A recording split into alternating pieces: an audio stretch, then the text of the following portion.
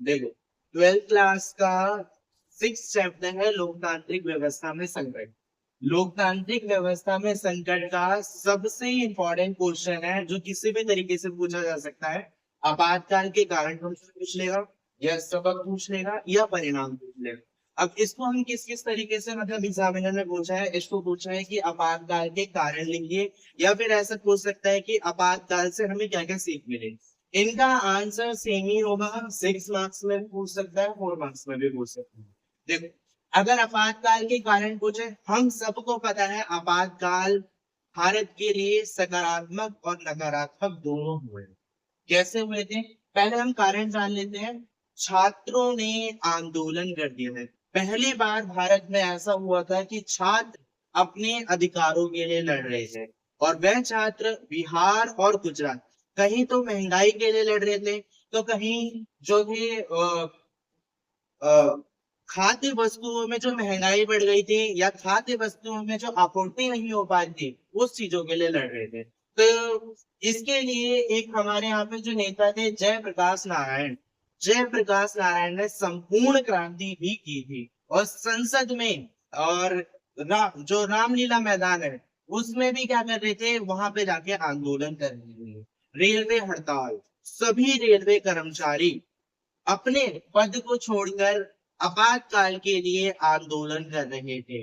ठीक है। और न्यायपालिका और विधायिका के बीच संघर्ष, तो हम इससे समझ सकते हैं न्यायपालिका यानी कि जो न्याय की देवी मानी जाती है, जिसका काम होता है न्याय कानून, और विधायिका जो कानून को बनाती है। तो कहीं ना कहीं इन दोनों के बीच में यह संघर्ष हो गया था कि कौन कानून बनाने का काम करेगा। क्योंकि हमारी प्रधानमंत्री उस समय की इंदिरा गांधी ने कुछ ऐसे संवैधानिक प्रावधान कर दिए थे जो न्यायपालिका के विरुद्ध जा रहे थे। तो ये हुआ था, ये कारण है।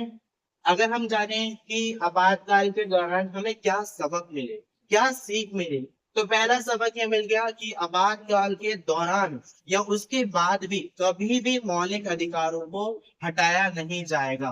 कुछ विशेष मौलिक अधिकार होते हैं, जैसे जीवन जीने का अधिकार, स्वतंत्रता का अधिकार। इन अधिकारों को आपातकाल के दौरान भी हटाया नहीं जा सकता, क्योंकि इससे क्या होता है, व्यक्ति के जीवन की जो रक्षा है वो खत्म हो जाती है।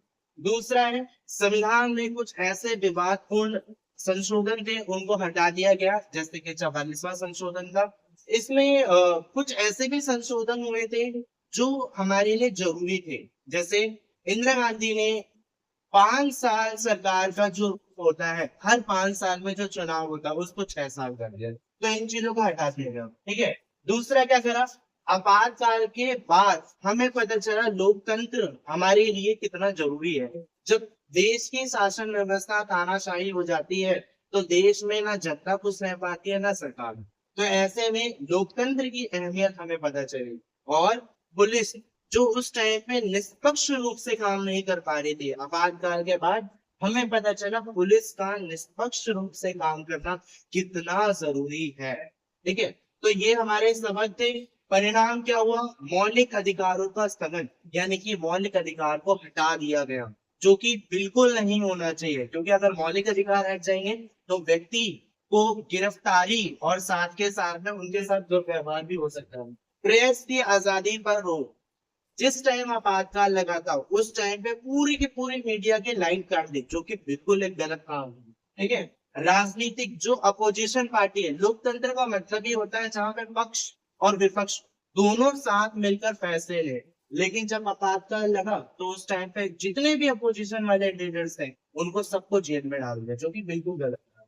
और लास्ट में है हड़तालों पर प्रतिबंध। लोकतंत्र का मतलब ही होता है लोगों का शासन, जहां पे लोग, अगर उनको सरकार नहीं पसंद आई, तो वह शांतिपूर्ण हड़ताल से उनके विरुद्ध जा सकती है।